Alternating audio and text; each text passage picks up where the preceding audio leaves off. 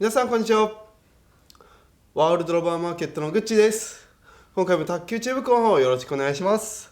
本日のテーマはこちらです。 YG サーブと巻き込みサーブ、一体どっちがいいのということについて検証していこうかなと思います。今流行りの逆横回転のサービスになります。で、どちらも同じ逆横回転なので、2つとも覚えるのがやっぱ一番いいんですが、やはり全国各地回ってまして、この逆横回転を覚えるので巻き込みサーブを覚える方が得意な人と YG サーブを覚えるのが得意な人、実はどちらかに分かれることが多いことが分かりました。実際講習会の方で巻き込みサーブより YG サーブの感覚がいい子、その逆 YG サーブは出せないけど巻き込みサーブでは出せる子っていう風に、この逆横回転で人によって一人一人どっちが適しているのか、どっちが覚えやすいのかっていうのはもうはっきり分かれるんですよね。だからそれがすごいこの逆横回転サーブの2つのサーブの面白いところかなと思います。もし皆さんの中に今逆横回転サーブこの2つのうちどちらかをトライしているのであれば、自分に適してない方をトライしている可能性も大いにあります。でそうしますとなかなか逆横回転サーブって難しいよねっていうことでもう途中で諦めちゃったり覚えられないまま育っていってしまうっていうと非常にもったいない。やはり得点源として非常に効果が高い2つのサーブですので、今日は皆さんに適した逆横回転というのは一体どっちなのかというのを検証してみたいと思います。まずこの巻き込みサーブと逆横回転サーブの違いというのは、簡単に言いますと4つ違います。でこの4つをちょっと簡単に説明させてもらいます。でまずですね、サーブの難易度です。覚えやすさっていう意味ではこの2つのサーブだったら巻き込みサーブの方が覚えやすいのかなと思います。やはり巻き込みサーブは手首をそんなに強く使わなくてもかけられる。で YG サーブは手首をしっかり使わないとかけることができない。そして捉え方もちょっと YG サーブは難しいっていうことで、巻き込みサーブのは比較的簡単に出しやすいのかなと思いますね。で回転量っていう意味では YG サーブと巻き込みサーブどっちがかかるかと言いますと、やはりここは YG サーブの方がかかります。やはりサーブの構造上難しいサーブで手首をフルに使うっていうことなので、やはり YG サーブの方が回転が横が強くかかる。同じ逆横回転のサービスでも YG の方が強いということになります。で3つ目は回転の分かりにくさっていうところですね。それは正直なところどちらも同じぐらいかなと思います。巻き込みサーブも打球面が相手に見えにくくて横上か横下が分かりづらい。で YG サーブも打球面が同じく見えづらいので横上か横下が見分けづらいということで、これはどちらも同じぐらい分かりにくいサーブになっています。で今度は4つ目ですね。で4つ目は3球目のしやすさっていうことですね。私自身のサーブで逆横回転を出した後3球目がどれぐらいしやすいのかっていうことなんですが、これは巻き込みサーブの方が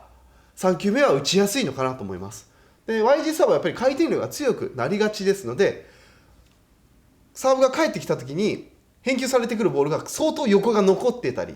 して3球目を打つ時に強く回転をかけて持ち上げないと持ち上がらないっていうことが多いです。巻き込みサーブは回転量は YG サーブほどは強くない状態ですので、比較的3球目は狙ってドンと打てるのかなと思います。だから3球目の打ちやすさは巻き込みサーブが上という感じですかね。今4つですね。その覚えやすさ、回転量、回転の分かりにくさ、3球目のしやすさっていうこの4つで分けたという感じですね。で個人的に巻き込みサーブと YG サーブ、この4つの違いが簡単にあるだけでなく、今回先ほど言った皆さんに適している逆横回転はどちらなのかっていうことで、そこで一つの基準っていうのが実はありまして、私自身の全国回ってて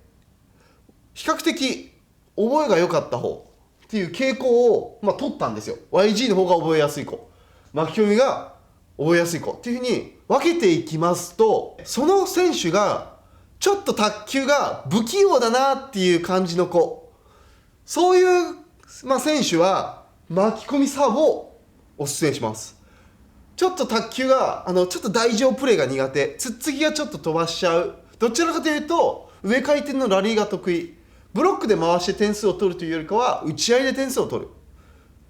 で細かい系のストップとかそういうのはせずに払って大きな展開にしていく、そういった小さいプレーよりも大きいプレーが得意な選手ですね。ちょっと雑なプレーが出たり台上系でちょっとポロポロミスをしてしまう、そういう選手、ちょっと不器用系の選手ですね。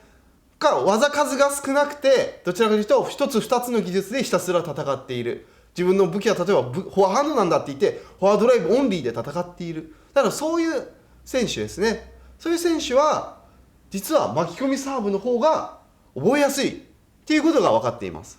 器用な方ですね、ちょっと細かいタッチ、逆モーションプレーを入れたり、ストップで切る切らない入れたり、つっつきで切る切らないとか、あとは横回転系を入れるのが得意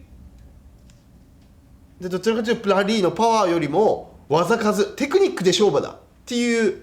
感じの選手、器用なタイプは YG サービスの方が覚えがいいっていうことになりました。なので実際だからちょっと不器用な選手は巻き込みサーブ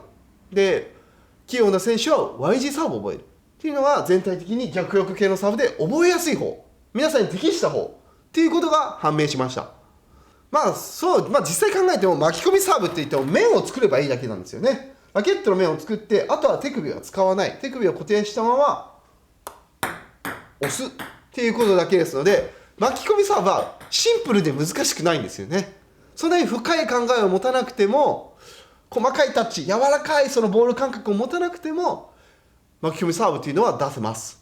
で、手首をフルに使うのが苦手な方なんかも巻き込みサーブが得意になってくる、向いているという感じになってきますね。で、YG サーブはこのラケットの面とこの手首のスナップの柔らかさで、横回転をかけるこの手首を一気に返す感覚っていうのが必要になりますので、どちらかというとやっぱりセンス系、ちょっとテクニックタイプに向いているサーブなのかなと思いますね。実際私はどちらかと言いますと、私は不器用です。結構動画ではテクニック系の動画を結構出してはいますけど、基本不器用かなと思っていますので、そんなに神経も使わずに手首もそんなフルに使わなくてもいい巻き込みサーブが安心できて簡単にできるっていう感覚がありますね。なので私は不器用なので巻き込みサーブっていうことになります。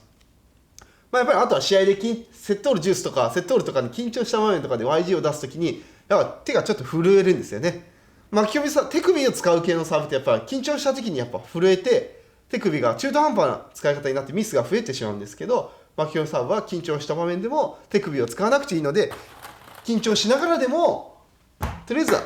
押せば入るという感じになりますので、そういう緊張した場面のことも考えていただくと、私は緊張したところで緊張してしまう派なので、本当不器用な感じなんですよね。なのでそういう人には巻き込みサーブ、不器用な人には巻き込みで、器用な方は YG サーブっていう皆さんにそれぞれ合った逆逆回転のサーブを覚えていただくと、よりマスターが速くなる逆逆回転サーブを生かすポイントとなると思いますね。ぜひ皆さんこの逆逆回転サーブ、この2種類のサーブの向き不向き、習得の速さなどを今回参考にしていただけたらなと思います。